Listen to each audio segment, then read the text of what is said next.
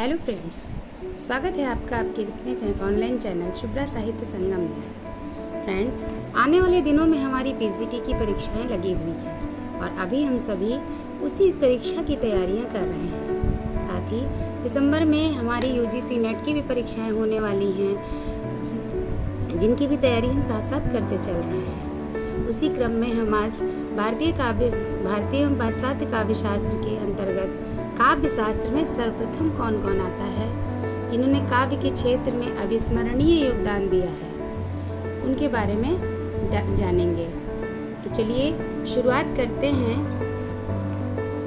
अगर यह आपके पास में नहीं है या नहीं पढ़ा हुआ है तो उसे नोट कर लीजिए, यह आगामी परीक्षाओं के लिए बहुत उपयोगी साबित होने वाला है। तो शुरू करते हैं। हिंदी काव्य शास्त्र में प्रथम लेखक कृपाराम हैं। प्रथम हिंदी काव्य शास्त्रीय ग्रंथ कृपाराम कृत हितरंगिणी है को माना जाता है। हिंदी के प्रथम काव्य शास्त्रीय आचार्य केशवदास जी हैं। हिंदी काव्य शास्त्र के प्रथम आचार्य भिखारी दास शुक्ल जी के अनुसार शुक्ल जी ने इनको माना हुआ है। अलंकार शास्त्र की प्रथम एवं व्यवस्थित रचना काव्य अलंकार जो भामा का द्वारा रचित है। भारतीय काव्य शास्त्र में अलंकारों का सर्वप्रथम उल्लेख कहाँ मिलता है तो भरत मुनिकृत नाट्य शास्त्र में मिलता है।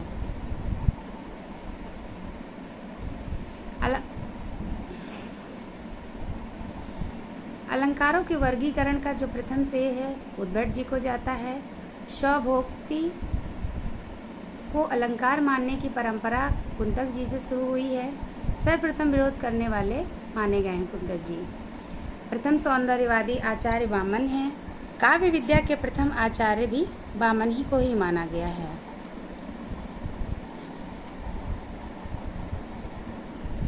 रीति को परिभाषित करने का सर्वप्रथम कार्य वामन का है।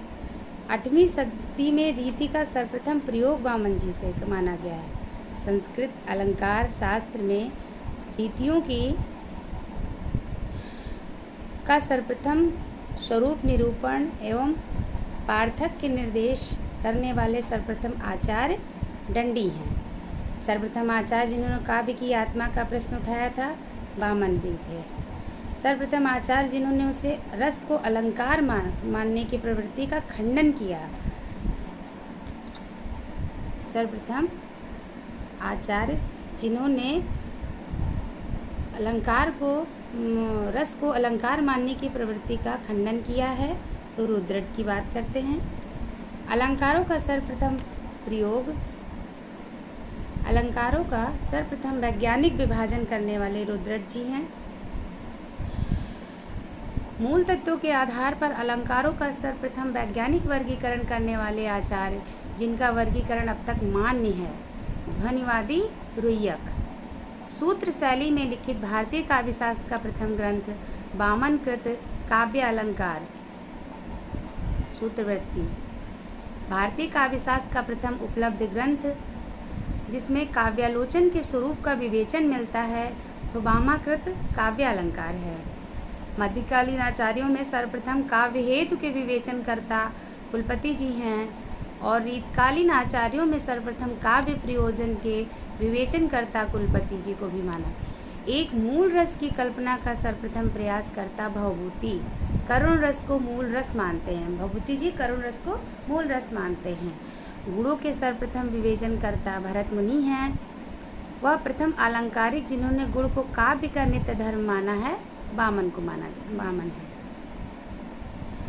अलंकारों की संख्या में वृद्धि करने वाले प्रथम आचार्य रुय्यक। सर्वप्रथम दोष की परिभाषा देने वाले आचार्य गुण विपर्य यात्मनो दोषा। ये किसका छंद है तो वामन का है। वक्रोक्ति को सर्वप्रथम शब्द अलंकारों के वर्ग में स्थान देने वाले रुद्रट हैं। काव्य समय का सर्वप्रथम निरूपण राजशेखर जी ने किया है। भरत मुनि के रससूत्र के प्रथम व्याख्याकार भट्टलोल्लट जी हैं। सर्वप्रथम रसानुभूति की अवधारणा की कल्पना भरत मुनि जी की है।